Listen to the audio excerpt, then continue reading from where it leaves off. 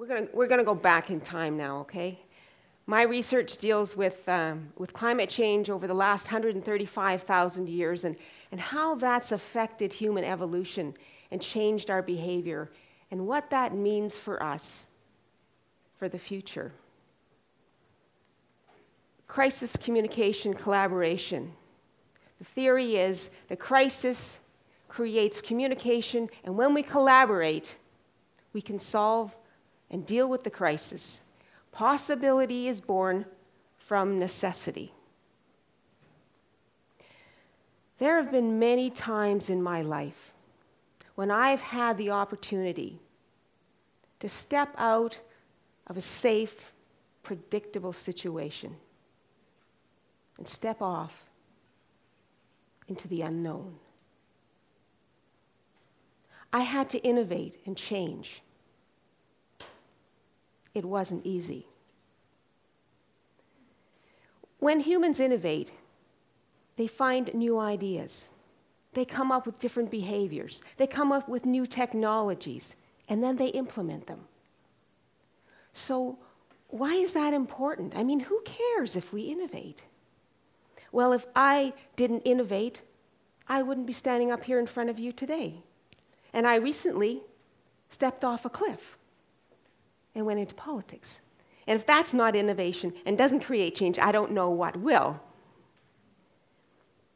But when we look back at human species and their capacity to deal with crisis, we discover that there are three things that they can do.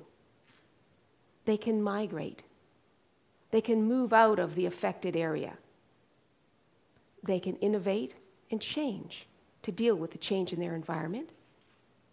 Or they can go extinct. There have been 5 major extinction events in the last 450 million years of Earth's history.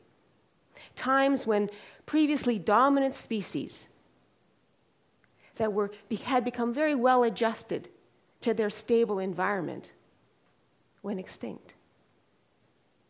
Some scientists believe that the last one, that occurred about 65 million years, was created when a large meteorite hit the Earth.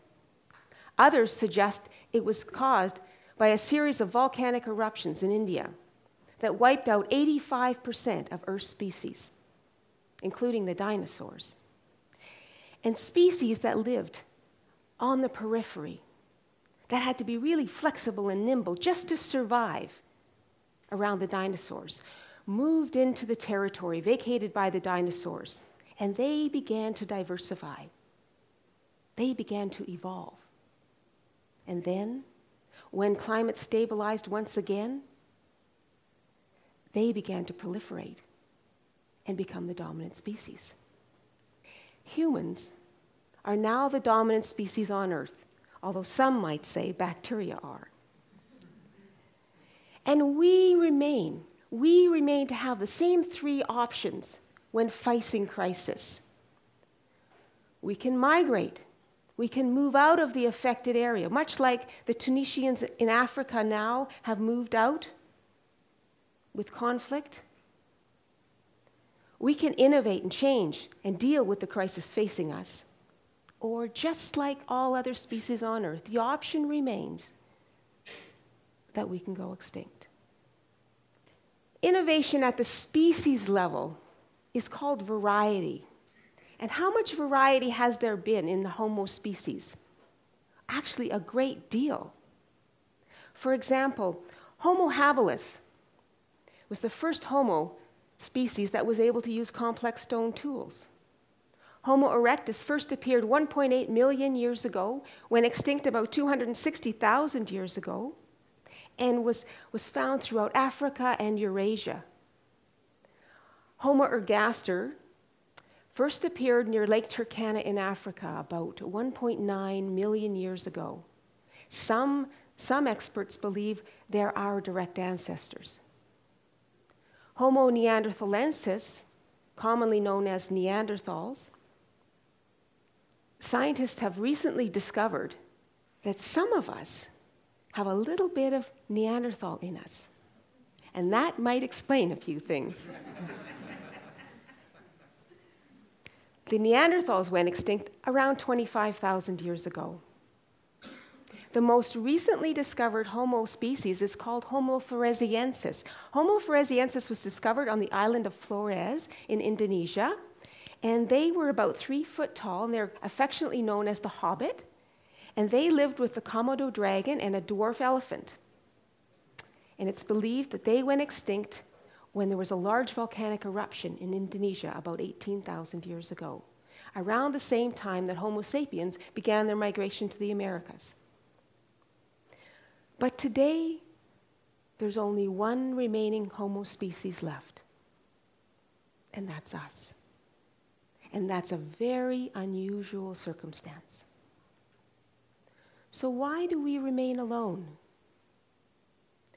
I believe it's because all the other Homo species didn't have the capacity to change, to innovate, and deal with a changing world. So what made us innovate and change? Crisis, communication, collaboration. This is some of the modeling results from the work that I've done. And you'll see there a red section, right abutting the ice sheets. And over the last 135,000 years, this red area where virtually nothing grew, and I call it a polar desert beside the ice sheets, expanded and contracted. And as a result, humans were forced into restricted areas where they could still survive. And people came from different areas, bringing different ideas and technologies and behaviors with them. And they came together into these restricted areas, and they began to share. They shared their technologies. They shared their ideas. They shared their ways of being. They communicated. And then they began to collaborate. They began to work together to find a solution to the crisis that faced them. They developed new behaviors, agriculture, civilization emerged. So how is it that we became the most dominant species on the planet? About 10,000 years ago, humans began to manipulate and control plants and animals and nature generally. We began to control our environment, to protect ourselves from change. For example, the Mayans faced a series of droughts. The first drought, they began to intensively farm their bottom land. And then a second drought hit.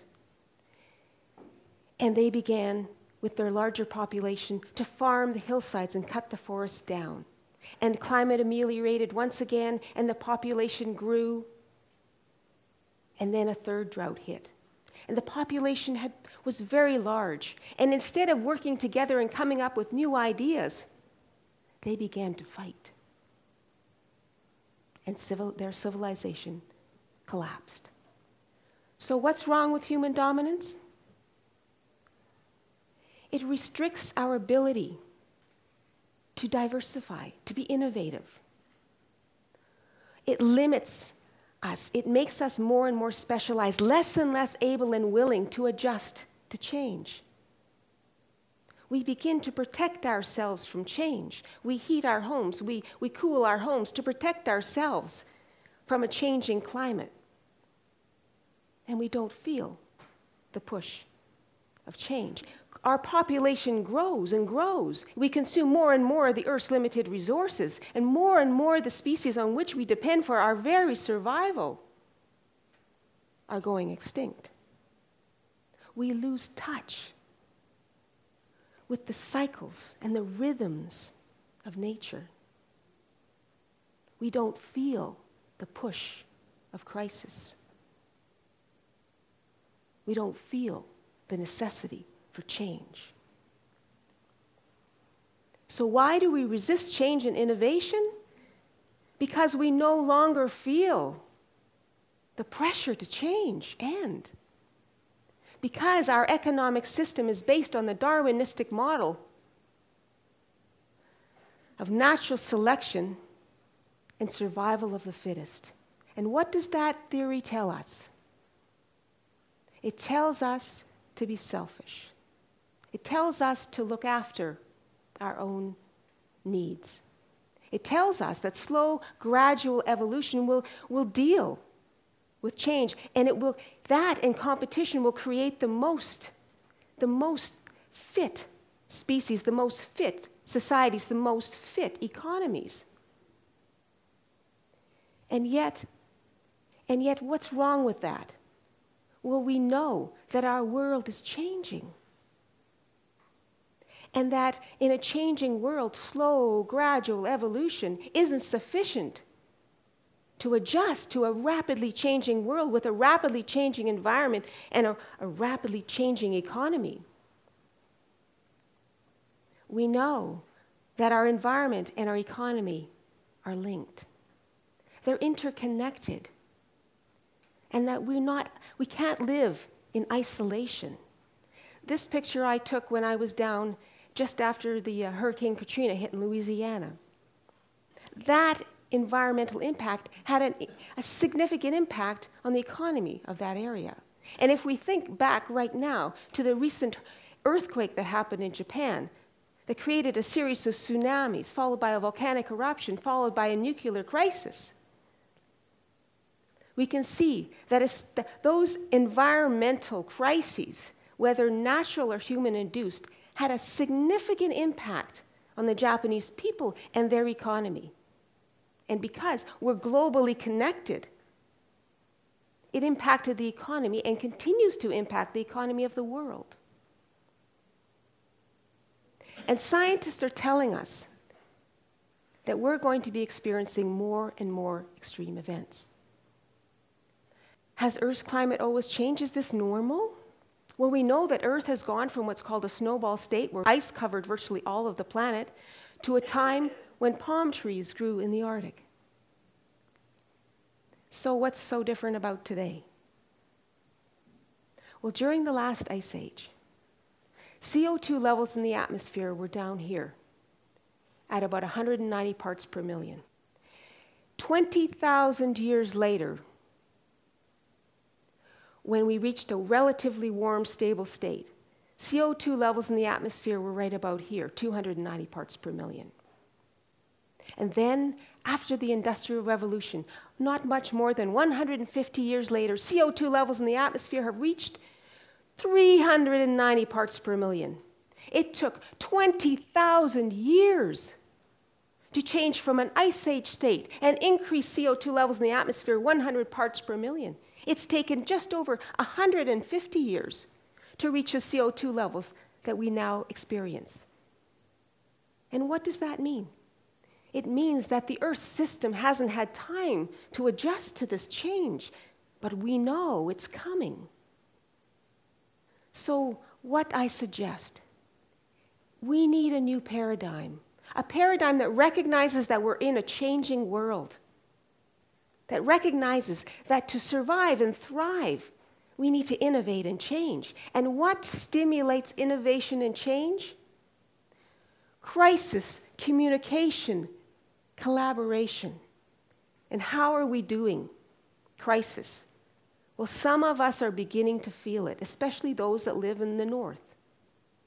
Communication. We are developing the most incredible technology that allows us to communicate across the world with each other in nanoseconds. And yet, are we relating to each other? Collaboration.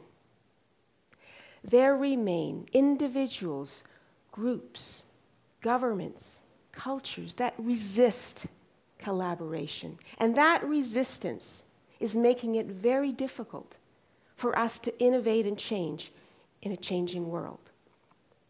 To succeed, we need to embrace diversity and difference. Leadership will come from those individuals, those groups, those institutions, those governments that recognize the importance of diversity and difference, that value collaboration, that encourage working together of people from different backgrounds and different cultures with different ideas, and bring that together. Leadership will come from institutions that encourage innovation and collaboration. Leadership will come from us. Crisis, communication, collaboration. Possibility born from necessity. Having seen the necessity for change, we hold the power to demand change. We hold the power to effect change. I don't know what each one of you can contribute, but I do know that if each and every one of us contributes what we can do best, that we will succeed. We just need to decide to lead, to step off into the unknown. Thank you.